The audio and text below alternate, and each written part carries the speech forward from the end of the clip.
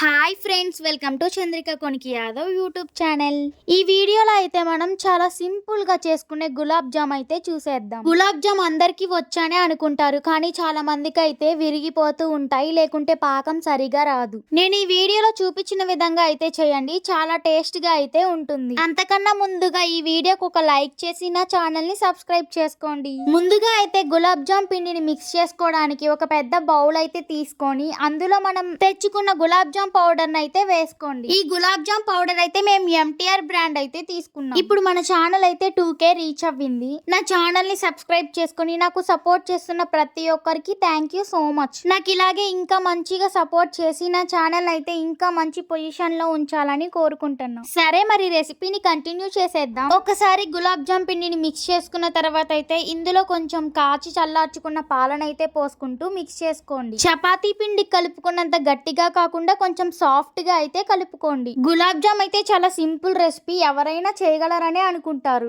కానీ కొంతమందికి అయితే సరిగా కుదరదు. ఈ గులాబ్ జామ్ అయితే నేను ప్రిపేర్ చేసింది మా ఫ్రెండ్స్ కోసం. వాళ్ళకైతే చాలా బాగా నచ్చిందంట. ఎప్పుడు నువ్వే రెసిపీస్ చేసుకొని తింటూ యూట్యూబ్ లో పెడుతున్నావు, మరి మాకు అని అడిగారు. సో అందుకనైతే వాళ్ళ కోసం ఈ గులాబ్ జామ్ అయితే ప్రిపేర్ చేశాను. ఈ రెసిపీ అయితే నేను నైట్ ప్రిపేర్ చేసి ఫ్రిడ్జ్ లో పెట్టేసి అయితే ఆఫ్టర్నూన్ అయితే ఇచ్చాను. కాలేజ్ కి వెళ్లే డే అయితే కుదరదు కదా, అందుకని సండే అయితే ప్రిపేర్ చేసి మండే అయితే ఇచ్చాను. అంతేకాక మనం కుకింగ్ చేసేది ఓన్లీ హాలిడేస్ లోనే కదా. కుకింగ్ అంటే ఇంకా ఇంట్లో తినడానికి అందరికి కలిపేసి రైస్ కర్రీస్ అలాంటివి కాదు, నార్మల్ గా ఏమైనా స్పెషల్ గా చేస్తారు చూడండి, అవైతే చేస్తాను. ఇంకా ఎప్పుడన్నా అప్పుడప్పుడు ఒకసారి అయితే రైస్ కర్రీస్ అలాంటివి కూడా ప్రిపేర్ చేస్తుంటాం. రోజు అయితే మా మమ్మీనే ప్రిపేర్ చేసుకుని ఇచ్చి, నేను యూట్యూబ్ లో ఏదైనా రెసిపీస్ చూసి ట్రై చేశానంటే అదైతే సక్సెస్ఫుల్ గా సక్సెస్ అవుతుంది, సూపర్ టేస్ట్ వస్తుంది. నేను మీకు ఒక స్టోరీ చెప్తాను. మా చిన్నప్పుడు జరిగింది ఒక స్టోరీ అంటే స్టోరీ కాదు, నిజంగా జరిగిందే చెప్తాను. ఇప్పుడైతే ఇలా సాఫ్ట్ గా మిక్స్ చేసుకున్న గులాబ్ జామ్ పిండి మీద అయితే కొంచెం లైట్ గా ఆయిల్ అయితే వేసుకోండి. తర్వాత అయితే దీన్ని మళ్ళీ మొత్తం మిక్స్ అయ్యేలాగా అయితే సాఫ్ట్ గా కలుపుకోండి. చపాతీ పిండి లాగా హార్డ్ గా అయితే కలుపుకోకండి, అలా కలుపుకుంటే మనకి గులాబ్ జామ్ అనేది సరిగా రాదు. ఇలా బాగా సాఫ్ట్ గా కలుపుకున్న తర్వాత అయితే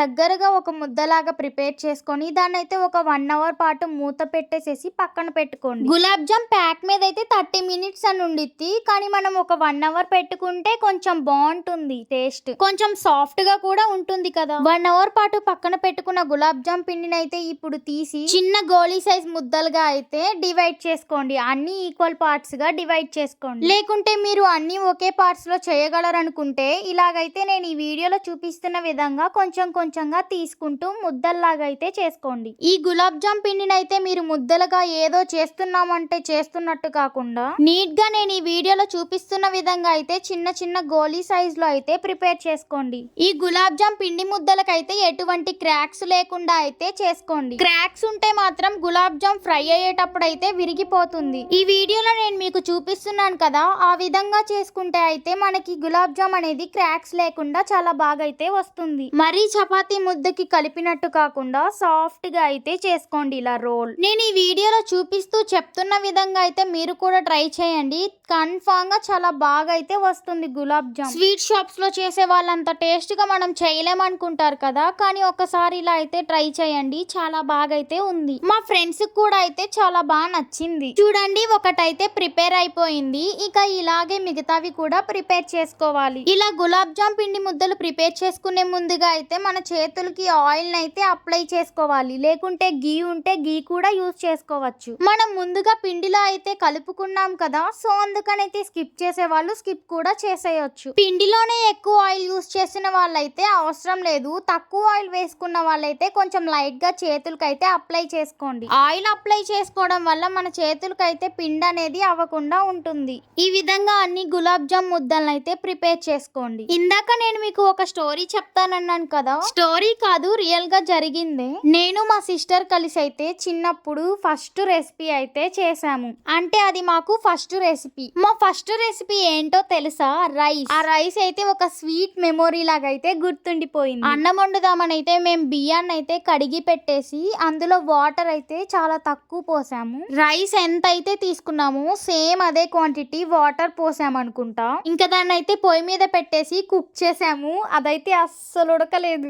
ఎలా ఉందంటే బియ్యంగా ఉంది అసలుకి. 4 మెంబర్స్ తినే రైస్ అయితే అలా చేసాము. ఇంకా మా అమ్మ వచ్చింది, చూసి అసలు మామూలుగా తిట్టలేదు. ఇంకా అసలు ఇది ఎప్పుడు ప్రిపేర్ చేసామో తెలిస్తే మీరైతే తెగ నవ్వుకుంటారు. ఫస్ట్ క్లాస్ లో ఫస్ట్ సెకండ్ అయితే సరిగా గుర్తులేదు, నేనైతే ఫస్ట్ క్లాస్ అని అనుకుంటున్నా. ఏదైతేనేం బాగా అయితే తిట్టించుకున్నాం. తర్వాత అయితే అది నార్మల్ గా రైస్ లాగా అవ్వడానికి అయితే ఒకరు చెప్పారు ఒక టిప్. ఆ టిప్ ఏంటో మళ్ళీ కంటిన్యూ చేస్తాను. ఇప్పుడైతే రెసిపీలోకి వెళ్ళిపోదాం. గులాబ్ జామ్ పిండి ముద్దలన్నీ ప్రిపేర్ చేసుకున్న తర్వాత అయితే ఒక బౌల్ పెట్టుకొని అందులో చక్కెర వేసుకోండి. ఒక కప్పు గులాబ్ జామ్ పిండికి అయితే 2 కప్పులు చక్కెరను అయితే తీసుకోండి. ఇప్పుడు ఈ చక్కెరలో అయితే చక్కెర మునిగేంత వరకు వాటర్ అయితే పోసుకోండి. మరీ ఎక్కువగా వాటర్ పోసుకుంటే పాకం అనేది మంచిగా రాదు. షుగర్ సిరప్ ఎక్కువగా వద్దనుకునే వాళ్ళైతే 1.5 కప్పు లేకుంటే 1 కప్ అయినా సరే తీసుకోవచ్చు షుగర్ ని. ఇప్పుడైతే గులాబ్ జామ్ ముద్దల్ని ఫ్రై చేసుకోవడానికి అయితే ఒక ప్యాన్ పెట్టుకొని అందులో అయితే ఆయిల్ పోసుకోండి. గులాబ్ జామ్ ని ఫ్రై చేసుకోవడానికి అయితే ఫ్లేవర్లెస్ ఆయిల్ అయితే యూస్ చేయండి. మేమైతే సన్ఫ్లవర్ ఆయిల్ ని యూస్ చేస్తున్నాం. శనగ నూనెని మాత్రం అసలు ఎవరు యూస్ చేయకండి, ఎందుకంటే ఆ ఫ్లేవర్ అనేది డామినేట్ చేస్తుంది. నేను చెప్తుంది ఓన్లీ గులాబ్ జామ్, ఇలాంటి చిన్న చిన్న రెసిపీస్ కి అయితే యూస్ చేయకండి అని మాత్రమే. ఇప్పుడైతే ఇక్కడ పాకం అయితే మనకి ప్రిపేర్ అవుతూ ఉంది. ఇప్పుడైతే ఇందులో కొంచెం యాలుక్కాయలను అయితే వేసుకోండి. ఈ పాకాన్ని అయితే తీగ పాకం వచ్చేంత వరకు అయితే బాయిల్ చేసుకోండి. నూనె హీట్ అయిందో లేదో అని మేము కొంచెం పిండి ముద్దనైతే వేసాము. ఇప్పుడైతే పర్ఫెక్ట్ గా ఉంది ఆయిల్. ఇలా ఉన్నప్పుడే మనం ప్రిపేర్ చేసి పెట్టుకున్న గులాబ్ జామ్ ముద్దలన్నిటిని ఆయిల్ లో వేసుకోండి. ఆయిల్ అనేది మరి ఎక్కువగా వేడిగా ఉంటే మనకి గులాబ్ జామ్ అనేది మరి డార్క్ కలర్ లోకి వచ్చేసి లోపల కుక్ అవ్వకుండా అయితే ఉంటుంది. సో కొంచెం మీడియం గా హీట్ అయిన తర్వాత అయితే ఆయిల్ లో ఇలా అన్నిటిని వేసుకోండి. మంటనైతే మీరు మీడియం ఫ్లేమ్ లో పెట్టుకోండి. ఇలా వీటినైతే ఒక సైడ్ ఫ్రై అయిన తర్వాత మరో సైడ్ కి టర్న్ చేసుకుంటూ గోల్డెన్ బ్రౌన్ కలర్ లో వచ్చేంత వరకు అయితే ఫ్రై చేసుకోండి. ఇందాక ఒక టిప్ చెప్తానన్నాను కదా,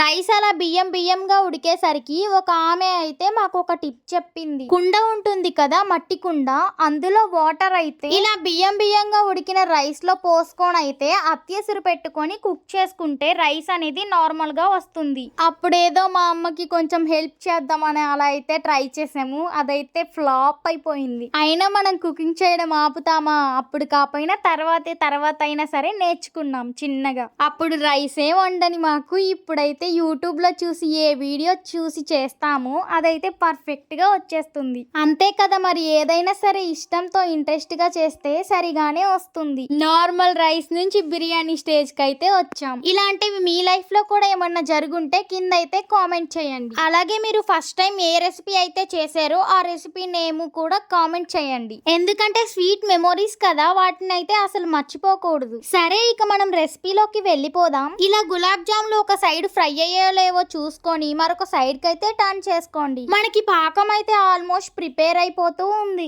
గులాబ్ జాములు చూడండి మనకి లైట్ గోల్డ్ కలర్ లో అయితే ఫ్రై అయ్యాయి. ఇవైతే ఇంకా కొంచెం గోల్డెన్ బ్రౌన్ కలర్ వచ్చేంత వరకు అయితే ఫ్రై చేసుకోండి. పాకం అయితే మనకి రెడీ అయిపోయింది. తీగ పాకం పట్టుకోండి. వీడియో చూస్తున్నారు కానీ సబ్స్క్రైబ్ చేసుకొని లైక్ మాత్రం చేయడం లేదు. సబ్స్క్రైబ్ చేసుకోండి. 2K రీచ్ అవ్వడానికి ఎంత కష్టపడ్డామో మేము. నేనైతే కొన్నిసార్లు నైట్ టైం కూడా ఎడిట్ చేసేదాన్ని. ఎలాంటి కుకింగ్ వీడియోస్ ఇవ్వాలి, ఇంకేమైనా డిజైనింగ్ వీడియోస్, అలాంటి వాటి కోసం అయితే మేము ఎంతో కష్టపడి చేసేవాళ్ళం. అన్నిటికన్నా టఫ్ ఏంటంటే లాంగ్ వీడియోస్ ఉంటాయి కదా, లెంతీ వీడియోస్, వాటికైతే వాయిస్ ఓవర్ ఇవ్వడం. కుకింగ్ చేస్తూ ఇస్తారు కొంతమంది. నేనైతే కుకింగ్ చేసేటప్పుడు వీడియో తీసుకున్న తర్వాత ఎడిట్ చేసుకొని వాయిస్ ఓవర్ అయితే ఇస్తాను. ఇలా చేయడం వల్ల నాకు ఎక్స్టర్నల్ సౌండ్స్ అనేవి రావు. కానీ ఇదైతే నాకు చాలా పెద్ద టాస్క్. ఎడిట్ చేసుకొని వాయిస్ ఓవర్ ఇవ్వని వీడియోస్ ఇంకా చాలా అయితే ఉన్నాయి. మళ్ళీ ఒక పక్క స్టడీస్ కూడా చూసుకోవాలి. ఇంకొకటి ఏంటో చెప్పేదా, మనం ఎక్కువసేపు ఫోన్ కానీ చూసామంటే మనకి ఐ కింద డార్క్ సర్కిల్స్ అయితే వస్తాయి. అయినా సరే పర్లేదు, యూట్యూబ్ లో ఎలా అయినా సరే సక్సెస్ అవ్వాలి. నాకు కొంచెం సపోర్ట్ చేయండి. ఇప్పుడైతే గోల్డెన్ బ్రౌన్ కలర్ లో ఫ్రై చేసుకున్న గులాబ్ జాములను అయితే